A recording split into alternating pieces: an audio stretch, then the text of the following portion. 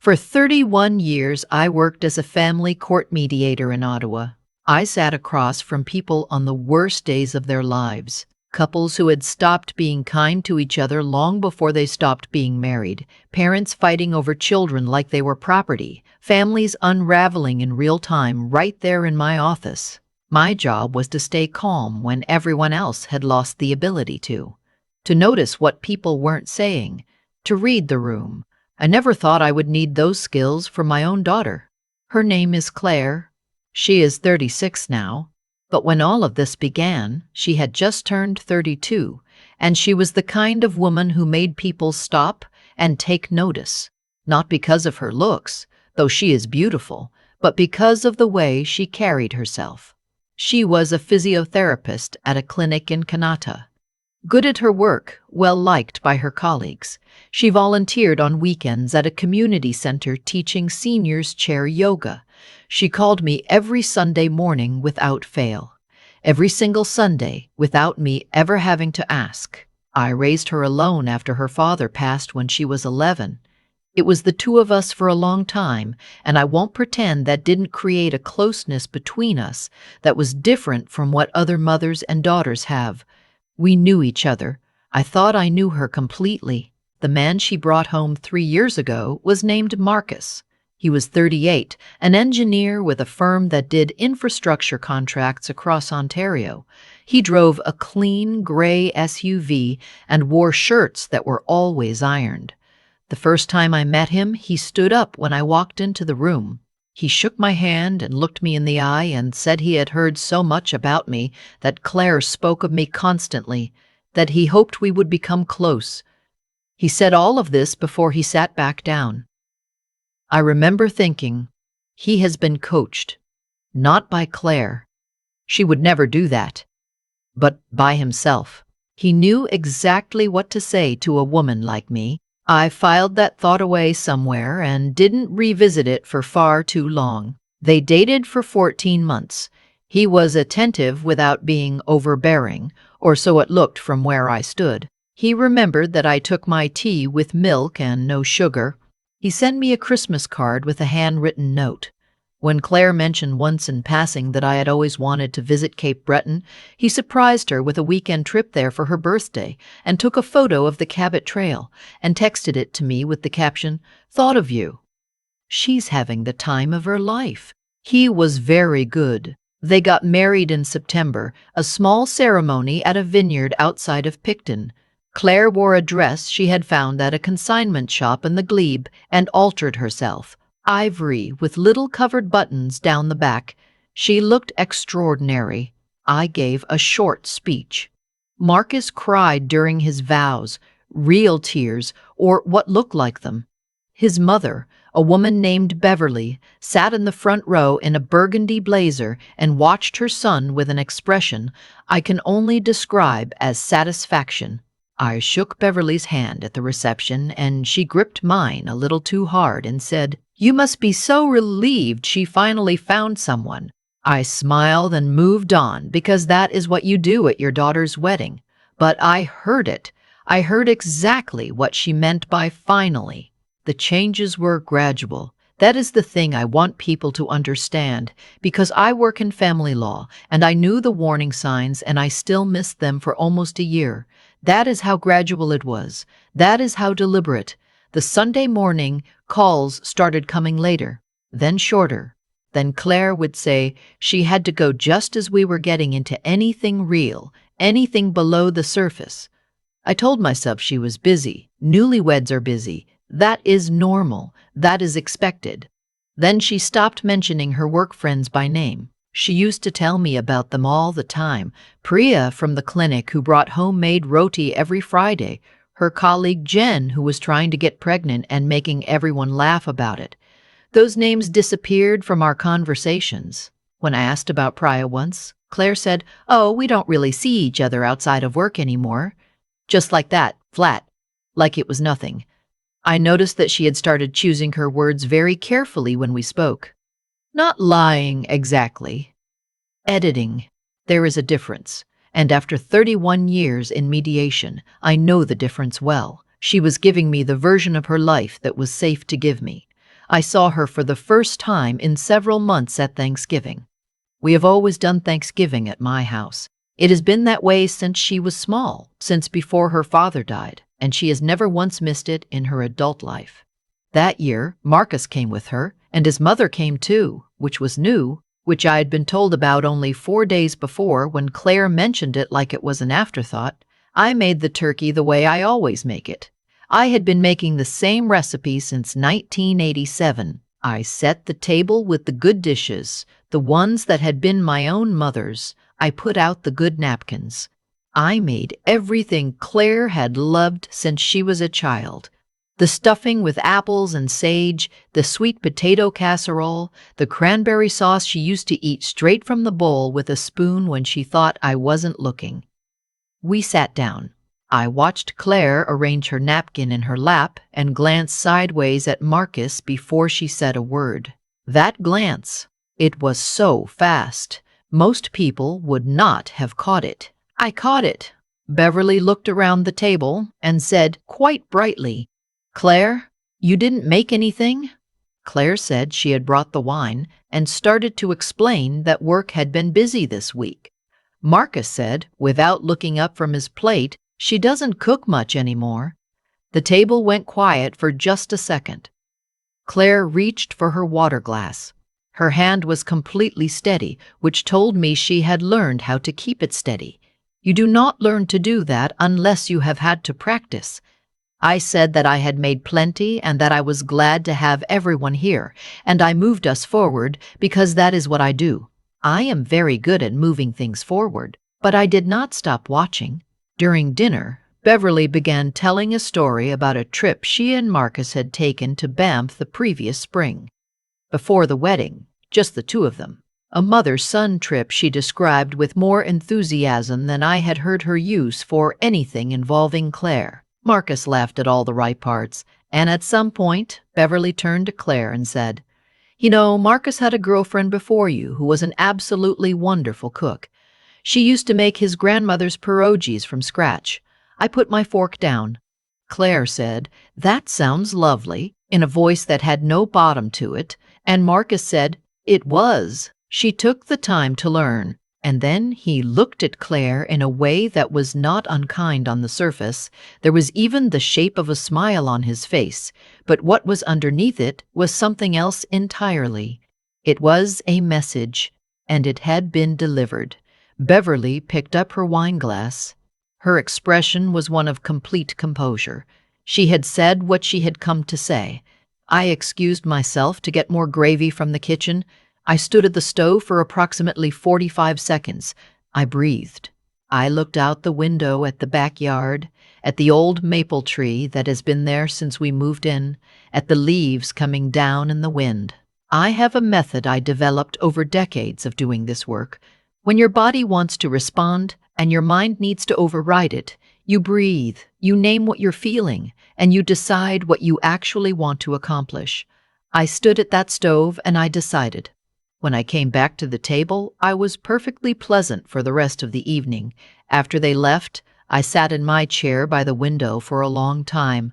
I thought about the glance, the steady hand, the way Claire had said that sounds lovely about a stranger's pierogies, as if she had been asked to comment on the weather. I thought about all the Sunday calls, all the careful editing. I thought about Priya and Jen and all the names that had quietly disappeared.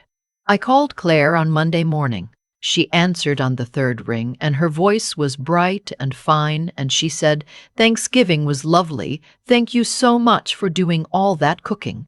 I said, "I want to ask you something, and I need you to answer me honestly." She went quiet. I said, "Is everything all right at home?" She said, "Of course." "Why would you ask that?" I said, "Because I know you. And I have been watching you for the last several months, and the person I have been watching is not entirely you." A long pause. Then she said, "I'm fine, Mum. I'm just tired." I said, "Okay." I didn't push. I had been doing this long enough to know that pushing closes doors. I said, "I love you. I'm always here. Whatever it is, whenever it is, I'm here." She said, "I know." She did know. That was the thing I held on to. It was 4 more months before she told me. 4 months. And in those 4 months, I stayed close without crowding. I texted small things, a photo of the maple tree, a link to a recipe she had once liked, a note saying I was thinking of her. I kept the door open from my side. I waited. She called me on a Tuesday evening in February, which is not a Sunday, which already told me something. Her voice was different. The careful editing was gone. She was crying before she finished the first sentence. She told me about the money first, how Marcus had, quietly and over the course of about 8 months, moved their joint accounts into a single account in his name only, citing what he called organizational reasons, and how, when she had asked about it, he had explained it so calmly, so reasonably, that she had walked away from the conversation feeling that she was the one who didn't understand. How her own paycheck now went to an account he monitored, how she had to ask in her own home for money to buy coffee. She told me about the friends, how he had ways of making her feel that plans with other people were a burden to him, not through argument, never through argument, but through a certain quiet withdrawal that she had learned meant consequences, how she had slowly stopped making plans until eventually she had stopped being invited, because that is what happens when you always cancel. She told me about his mother, how Beverly called the house 3 and 4 times a week, and how those calls were always about Claire, her cooking, her housekeeping, her clothing, her opinions, the way she spoke. Delivered through Marcus, always. My mother noticed that you, or my mother was asking why you. A pipeline of small erosions, one after another, week after week, year after year. And then she told me about the Thursday night 2 months before she called me. She and Marcus had been arguing, one of the quiet, circular arguments that had become their normal. And she had said something. She no longer even remembered what, and he had grabbed her arm and squeezed it, hard enough to bruise. He had looked her in the eye and said, very calmly, "You need to learn when to stop." She showed me the bruise. She drove to my house that same Tuesday evening, and she sat in my kitchen and she pulled up her sleeve and showed me. I looked at my daughter's arm. I looked at her face, and I thought about every person I had ever sat across from in a mediation room, every woman who had come to me already so diminished by the time they arrived that they apologized for taking up space, every child who had learned to be invisible in their own home. I thought about how I had seen this pattern 100 times and recognized it in strangers and had missed it, almost missed it, in my own child. I am not going to tell you that I cried. I will tell you that I wanted to. I will tell you that something in my chest went very quiet in a way that was more dangerous than crying. I said, "Has he touched you before?" She said, "Not like that. There have been times. He pushes, he grabs, but not like that." I said, "Has his mother ever witnessed any of it?" And Claire looked at me for a moment and then said, "She was on the phone once. He had me by the wrist and she was on speakerphone and she just kept talking. She never stopped talking. I asked Claire if she wanted to leave, not if she should leave, not what she was going to do. I asked if she wanted to, because those are different questions. She said, "I don't know how." I said, "That part I can help with. I want to be clear about something. What happened next was not about revenge.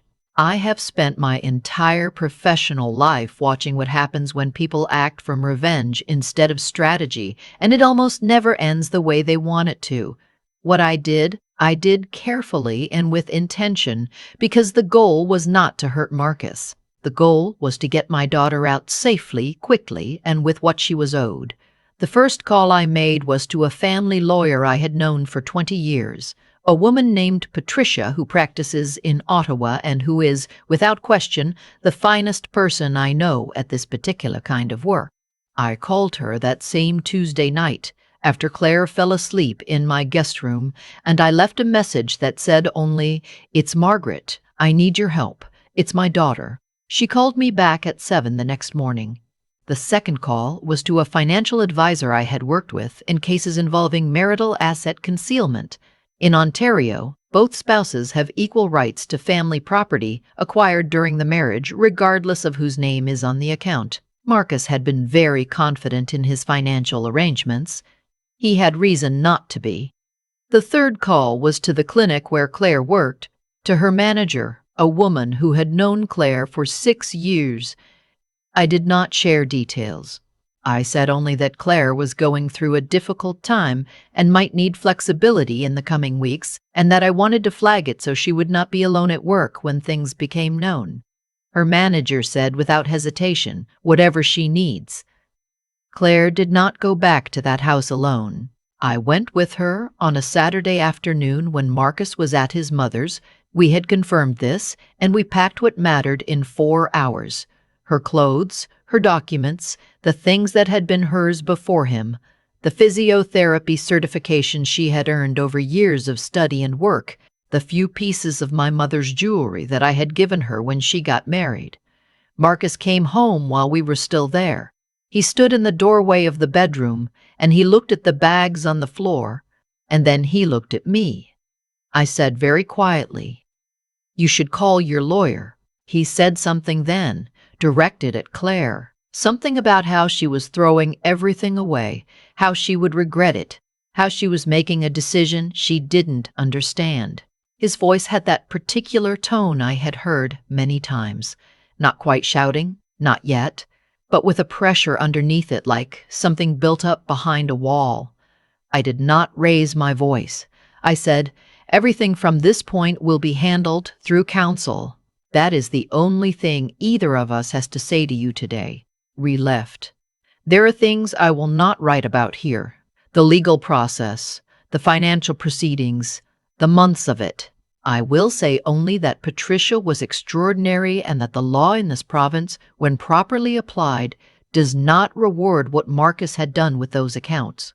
I will say that Beverly called me twice, and both times I let it go to voicemail, and both times the message was something that I noted in writing and forwarded to Patricia. What I will tell you is what Claire looks like now. She went back to her clinic. She and Priya had coffee within 2 weeks of her leaving. Priya had known something was wrong for over a year and had been waiting patiently for Claire to come back. She started running again. She had been a runner in her 20s and had stopped during those years with Marcus, and she started again on a trail along the river near my house, early in the mornings when it is still cold and the light comes in low over the water. Some mornings I watch her come back up the path toward the house, red-cheeked from the cold, and I think about that glance at the Thanksgiving table, the sideways look before she dared to speak. How long she had been doing that without my seeing it. How long she had been so small in her own life. She is not small anymore. She is in the process of buying her own apartment, a 1-bedroom in Westboro near the market near the river. It will be the first space that has been entirely hers. She has already decided on the paint color. She called me to ask what I thought and then immediately said, "Actually, I know what I want," and laughed. That laugh. I had not heard that laugh in years. I am not going to tell you that what happened to my daughter could not have happened to me, or could not have happened to someone you love, or that the signs were obvious and anyone paying attention would have seen them. I am not going to say that because it is not true and because I spent 31 years in a field dedicated to exactly this kind of situation, and I nearly missed it in my own home.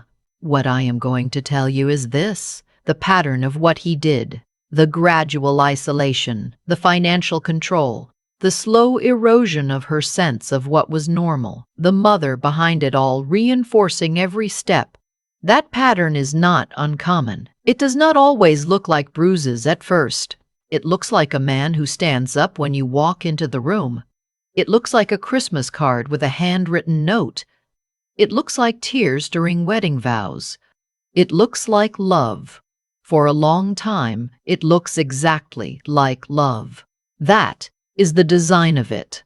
The call I made that Tuesday night was not dramatic. I did not shout. I did not confront him. I picked up the phone and I called someone who knew what to do, and I let the process work the way it is built to work. 23 years in this field taught me that the quietest actions are almost always the most effective ones. And if you are watching this and something in this story lives in your chest in a way it didn't before you started watching, if something here sounds familiar, I want you to know that you are not the only one. I want you to know that knowing what to do is not a requirement for reaching out. You do not have to have a plan. You do not have to be ready. You just have to tell one person.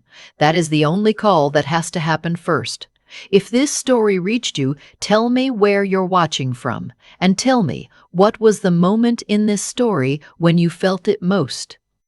I have thought about cause and consequence for most of my adult life, not in any abstract way, in the very practical human way that comes from sitting across a table from people who are living the results of choices made years before, sometimes decades before. What I came to understand, slowly and then all at once, is that cruelty does not appear out of nowhere. It is built, brick by brick, permission by permission, silence by silence, and the silence is what feeds it most. Marcus did not become who he was the day he grabbed Claire's arm. He became that person long before. In every moment his behavior was explained away, in every room where someone who knew better said nothing. Beverly raised a son who believed that a woman's discomfort was a problem she needed to manage, not something he had caused. She reinforced that belief every time she called to report on Claire's shortcomings, every time she sat on the phone and said nothing while her son's hand was on her daughter-in-law's wrist. She believed she was protecting him. What she was actually doing was building the walls of his eventual consequence, one brick at a time. That is the part people miss when they ask why I didn't act sooner, why I waited, why Claire waited. They think waiting means not knowing. It doesn't. Claire knew something was wrong long before she had the words for it. I knew something was wrong the moment Beverly said finally found someone at the wedding reception. We both knew, but knowing and having the ground solid enough under your feet to act on what you know, those are different things entirely, and it took time to get there. That is not weakness. That is the reality of how this kind of damage works. It works by making you doubt the very instincts that are trying to protect you. What I want to say to anyone watching this who is in the middle of that doubt right now is this: your instincts are not broken. They have been spoken over, argued down, worn out, but they are not broken. Claire's instincts survived 3 years of a very deliberate effort to replace them with his version of reality. And the morning she called me in February, crying before she finished her first sentence, that was her instincts finally being louder than the noise. Wisdom is not about being smart enough to avoid hard things. I was a family court mediator for 31 years, and my own daughter was in an abusive marriage, and I nearly missed it. Wisdom is about what you do when you finally see clearly. It is the steadiness to act without drama. It is knowing that the quietest moves are almost always the ones that hold. Courage is not the absence of fear. Courage is Claire showing me her arm. Courage is her sitting in my guest room that Tuesday night, not knowing what happened next, only knowing she could not go back, and the strength to rebuild. That is its own thing entirely. That is what I watch every morning when Claire comes back up the path from the river, breathing hard, cheeks red from the cold. She did not arrive there because things went her way. She arrived there because she kept going when they didn't. That is the only story worth telling in the end.